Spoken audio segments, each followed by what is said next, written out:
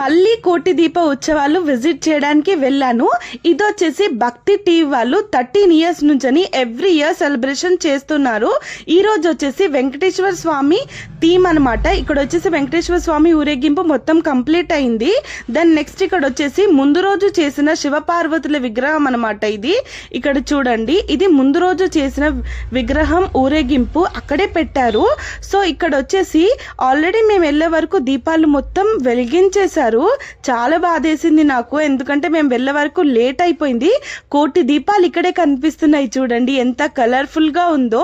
నాకు మాత్రం చాలా హ్యాపీగా అనిపించింది మళ్ళీ సెకండ్ టైం వెళ్ళి విజిట్ చేసినందుకు, నా ఫ్రెండ్స్ అందరితో కలిసి వెళ్ళినందుకు. And as usual first day రోజుదే ఇది ఫ్లవర్ డెకరేషన్. అండ్ వచ్చేసి ఇక్కడ నెక్స్ట్ ఇక్కడ వచ్చేసి హారతి స్టార్ట్ అయిపోయింది. మీరందరూ కూడా హారతి తీసుకొని బ్లెస్సింగ్స్ తీసుకోండి. ఇక్కడ వచ్చేసి వెంకటేశ్వర స్వామి థీమ్ కాబట్టి ఇంకా కొంతమంది వెంకటేశ్వర స్వామి రూపంలో కూడా రెడీ అయ్యారు, చాలా బాగుంది. అండ్ ఇక్కడ వచ్చేసి శివలింగం దగ్గర ఎంత కలర్ఫుల్ గా క్రాకర్స్ పేలుస్తున్నారో, చాలా అంటే చాలా బాగా అనిపించింది. నిజంగా నాకు 2 కళ్ళు సరిపోలేదు, ఫుల్ కలర్ఫుల్ గా అనిపించింది.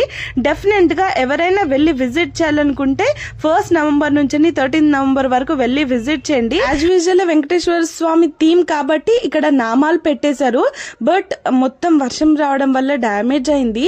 అండ్ ఇక్కడ వచ్చేసి ఈ శివలింగం చూస్తుంటే రౌండ్ రౌండ్ గా భలే అనిపించింది, నాకు చాలా బాగుండే. అండ్ నేను బిఫోర్ డే ముందు తీసుకున్న వీడియో ఇది మొత్తం కలర్స్ తో వేశారని చెప్పారు, రంగోలీ కలర్స్ తో. నాకు మాత్రం నిజంగా షాకింగ్ అనిపించింది, ఇంత బాగా వేసారా ఆర్ట్ అనిపించింది. ఎవరు వేశారు కానీ super. Thank you for watching.